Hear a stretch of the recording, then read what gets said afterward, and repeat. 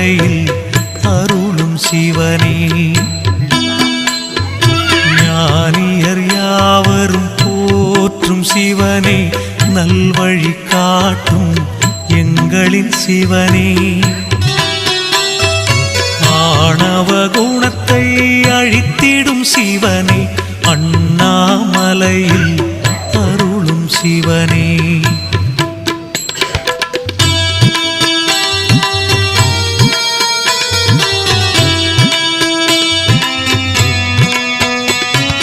திருவிளையாடல் புரிந்திடும் சிவனே, தீவினை அழித்திட தோன்றும் சிவனே.